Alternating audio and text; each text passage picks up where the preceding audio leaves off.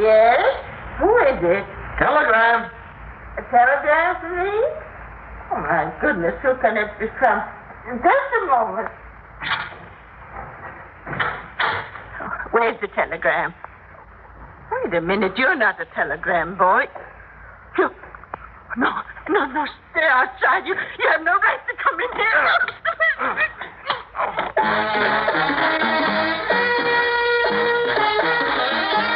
Theater 5 presents The Group.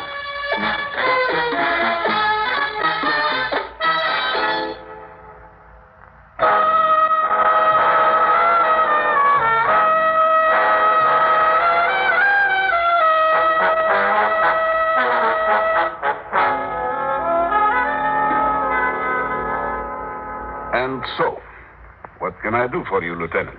You are aware, Doctor, of the murder that took place in this apartment building last night? Old Mrs. Krasner on the 10th floor, beaten to death. Yes, most unfortunate. Unfortunate?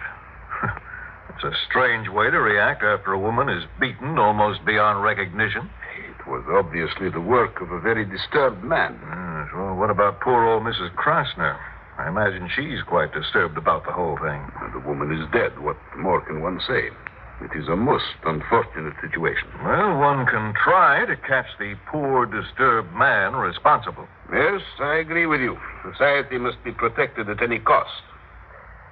And you come to me because you think one of my patients is responsible. I know one of your patients is responsible. This is most interesting. I see my patients once, twice a week. I am a medical man with 20 years' experience, and I know no such thing.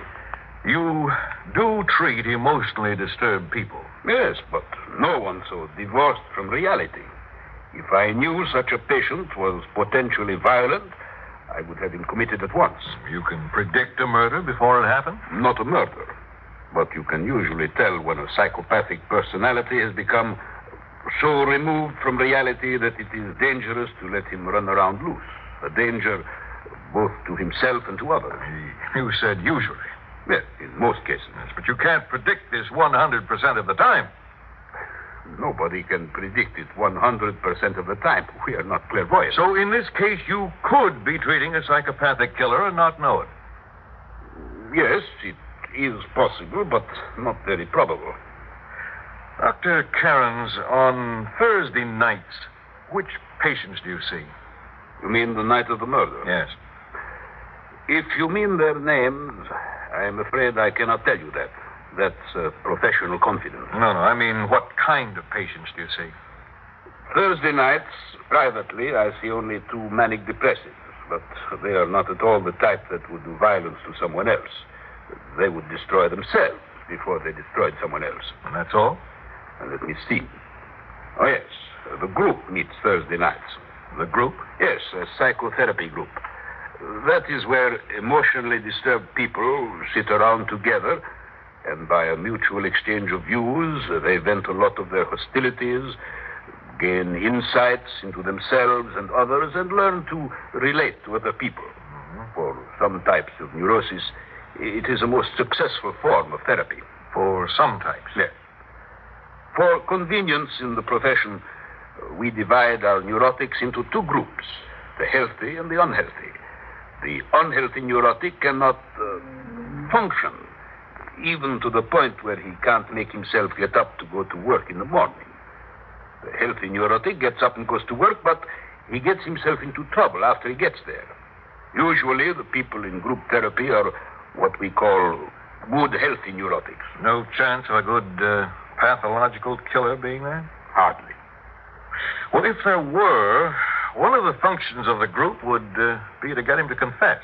Not get him to confess, but to let him confess, if it would make him feel better. And then you turn him over to me? No. I would have him committed for his own safety and for that of society. But, Doctor, the law says... The law says I must not betray my patients' confidences under any circumstances. If I did, I would lose their trust and I would not be able to help any of them. But fortunately, the question is academic, since no such patient exists in my group. Yes, but if he were in your group, he'd be exceedingly hard to detect, wouldn't he? I understand psychotics are extremely clever liars. Yes. Exceedingly hard to detect. Yes, well, I have reason to believe, Doctor, that Mrs. Krasner's killer is in that group. How can you say that? Well, I have inside information. Inside information? Yes, one of your patients in that group is a police detective. I have no policeman listed in my files. He lied about his past history when he came to you because he was afraid we'd find out about it at headquarters, and it would hurt his chances for promotion. So, why does he tell you this now? Because his conscience bothers him. He says he believes he knows who the killer is in the group, and he feels it's his duty as a policeman to turn him in if he confesses.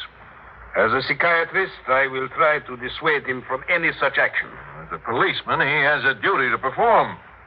He'll not be kept from doing his duty by an oath of professional confidence. What is the name of this detective? Well, I'm sorry, Doctor.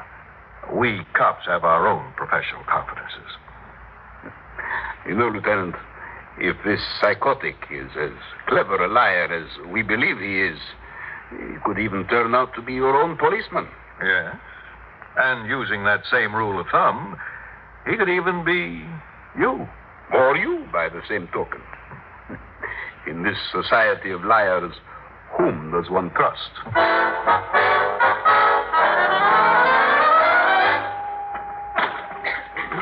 And so we have problems tonight, yes?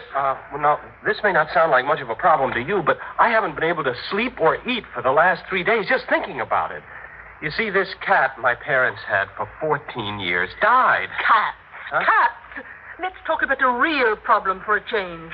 Like the inadequacy of these stupid American males. I think Myra's right. The greatest problem facing the nation today is relatedness. Nobody knows how to relate anymore. Oh, I know how to relate.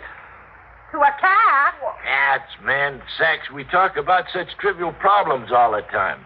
A woman was murdered in this building last Thursday, and nobody knows. Nobody cares. I think everybody knows that. But nobody cares. I care, but what are you going to do? Some coop knocks off some old woman. Happens all the time. Honestly, it's not safe to walk the streets anymore. And it's going to be that way as long as nobody does anything about it. I believe the subject under discussion was David's cat. Its death has caused him some discomfort. Yeah, you see, we had this cat for 14 years. I mean, it was like a part of the family. I grew up with Doctor, Doctor, do you consider the death of the cat to be of equal importance as that of a woman? Me? No. But since David raised the question, and we can discuss only one subject at a time... You're not afraid to talk about the death of the old woman in this building, are you, Doctor? No. But I think it is up to the group to decide what we will talk about here. How does the group feel? Doesn't matter to me what we talk about. All right, then. Last week, an old woman was beaten to death in this building. What aspect of this would we like to discuss? Nobody has anything to say? Stephen? Why pick on me? I'm not picking on you, but since you insisted we talk about this subject, I thought you might have something you wanted to say. Suppose I said somebody here committed that murder. Well, that's impossible. I don't believe It's it. not only possible, it happened. Those are very grave charges. They're true. Somebody here murdered her? Yes. Oh. I don't think it's up to me to say. I think it's up to the person to confess. No one here wants to confess to the murder of the old woman on the 10th floor? No? Good. Then let us go on to more profitable subjects. David, you were talking about your cat. Why are you protecting him, Doctor? Protecting whom? You know who I mean. Surely you don't mean David, not good, sweet, quiet little David. Who else left the alternate session after last Thursday's meeting beside David? Why, just David and you. I followed him. Well, you followed Yeah, me. you weren't clever enough to think that somebody might be following you, were you? Well, no.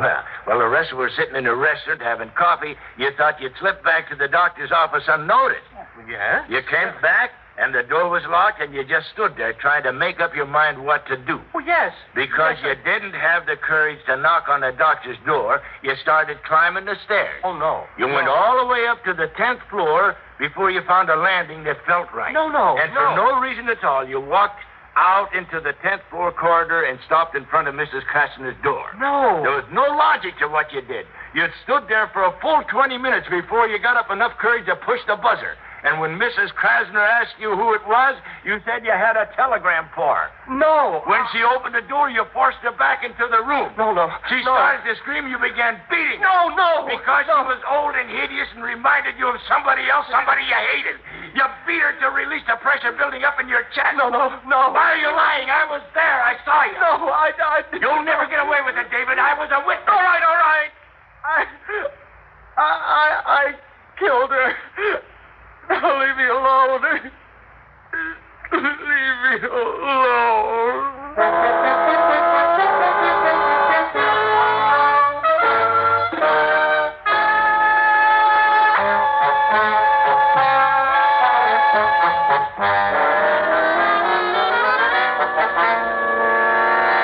Leave me alone. Leave me alone. Who would have suspected such a thing of a little David? The question now is, who's going to turn him in? I suspected him all along. I always felt there was a lot he was never telling us. Remember all those groups where he never said anything? He was always so quiet and meek. The quiet ones you have to watch. When they go berserk, they leave them looking like hamburgers. I didn't mean to do it. I didn't mean to do it. David, do not cry. I didn't mean to do it. David, crying isn't going to do any good. Try to listen to me. I didn't want to do it. David, isn't it possible that you didn't do it? What? Isn't it possible that you only imagine that you did it? You feel so guilty over so many things. You feel you must be guilty of this crime, too. Now, wait a minute. Why are you trying to protect him? I'm not trying to protect him. Oh, yes, you are. Every time something happens, you rush to David's defense. I've noticed that. I am not trying to protect or to defend David. I know his case history much better than all of you. David is one of the world's victims. He feels so guilty over the things he imagines he is capable of doing that he will accept the guilt for anything, even crimes he has not committed. Well, we just heard him confess. This sort of thing happens every day at the police station. You read about it all the time in the newspapers. A crime is committed, and 3 people call up to say they are responsible. The police have to be very careful to separate the real guilty from the imagined guilty.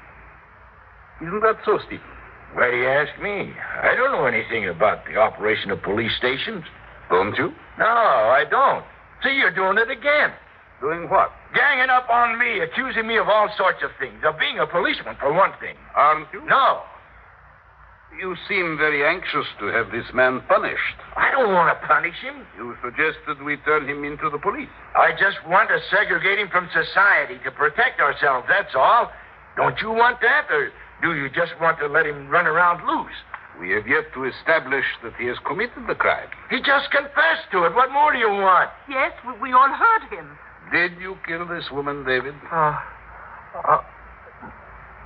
No. Now you got him changing his story. No, I'm not. Did you or did you not leave the alternate section early?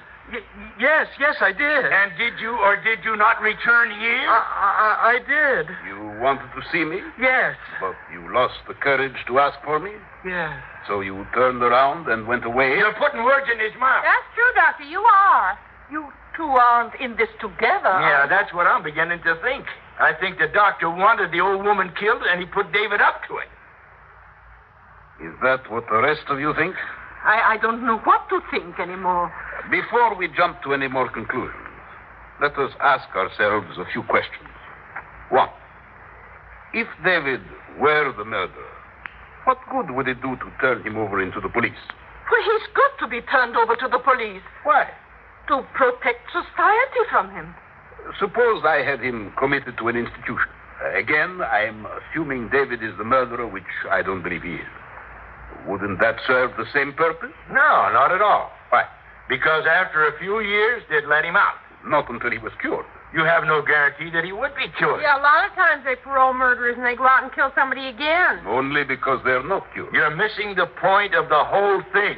The penalty for death in this state is death. A murderer deserves to die in the electric chair. Then you would cure him by killing him? It isn't a question of curing him. It's a question of getting rid of him for the good of society. And if I were, as you suggest, an accomplice in this crime, what would be my penalty? 10 to 15 as an accessory before and after the fact. Which brings us to the second and last question. Who was the person who witnessed this crime?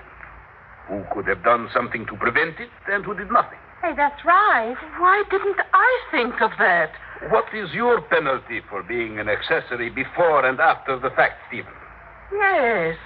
Why didn't you stop him? I'm not an accessory. You could have stopped it. Yeah, why didn't you? It was none of my business. You're making it your business to see that David is punished. I'm not making it my business. You should have stopped him to protect the old woman. I couldn't have stopped him. He was a maniac. He would have completely overpowered me. You don't know their strength when they go out of their minds like that. No. The reason you didn't stop David was because he was not there. That's right. He wasn't there. Who was there, Stephen? I don't want to say. Why not? Well, because nobody will believe me if I tell them. Go ahead, say it. But I didn't want to say because nobody would believe me, and it would destroy the group's confidence in you. In me? Yeah, you were the one. You were there. I didn't want to say before. Now, I am the maniac? I was trying to protect you, Doctor. Protect me? Yeah, I figured nobody would believe me if I told them it was you. Now who's lying? You are, Doctor. Isn't it true that nobody from this group was there except you? No. That you were the one who climbed the stairs, who stood outside the door with your heart pounding, waiting to ring the bell? No. The pressure was building up in you. It had been building up for weeks. You had not been able to sleep or eat. No. You think you can fool me, Stephen? I've been observing you in this group for weeks. Might have been able to fool me about what you do for a living, but not about your emotional history. What makes you tick? No. When Mrs. Krasner opened the door, she was the one you were looking for, the perfect target for your anger. An old woman. Like the old woman who raised you as a child. No. Who humiliated you as a child. Who told you were a bad boy, who punished you for being bad. No. The pressure built up when you saw her, so you had to kill her. The way you wanted to kill her when you were little. No. So you struck out at her the way a child would strike out. Only now, you are a man. And being a man, your child's blows killed her. No.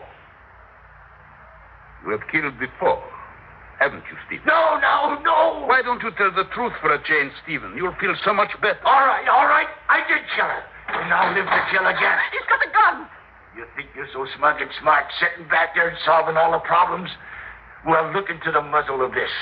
Look death in the face and try to be smart, Doctor. Give me the gun, Stephen. No. You're going to die, Doctor. And all your psychology can't save you. You don't want to kill me, Stephen? Give me the gun. No. I want to see you grovel the way I had to grovel. Nobody wants anybody to grovel, Stephen, the least of all me. Let me have the gun, Stephen. I want to help you. No, nobody helps anybody in this world. It's kill or be killed. That's the only way you can keep people in line. You don't want to kill me, Stephen. Only the little boy in you wants to kill and be punished. I don't want to punish you, Stephen. I want to help you. Let me have the gun so I can help you. I can't do that, Doctor. If I do, you'll turn me in. No, I won't. I promise. You don't want to kill me any more than you wanted to kill her. No. And you didn't want to kill her either, did No. you? You only think you have to kill her, don't you? I don't know. You've killed her many times, haven't you, Stephen? Yes. And now you're tired of killing her, aren't you? Yes. Give me the gun. I want to help you. I never wanted to kill her, Doctor. I know. She was so much bigger than I, and she used to hit me. I know. I loved her, and she used to hit me. So I had to kill her. I didn't want to kill her, but she didn't love me. Grandma, please don't hit me anymore. There, Stephen. Don't cry. I love you. That's right, Stephen. But, Doctor... Let me have the gun. I love you, Grandma. I love you. But he ought to be put away. No. But he's a monster. A monster? Yes, a monster suffering, but still a human being. We must destroy the monster and save the human being.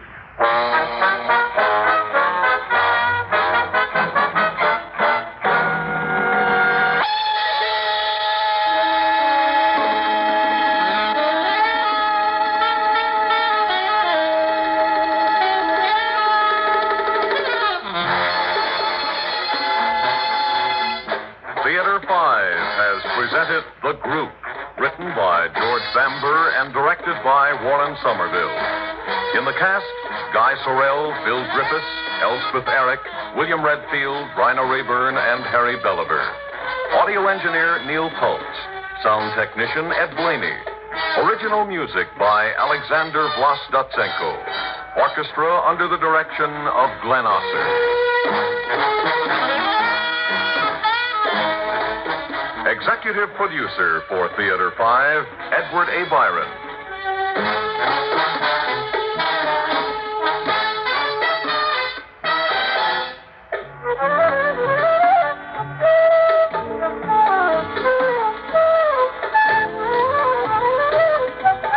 We invite your comments.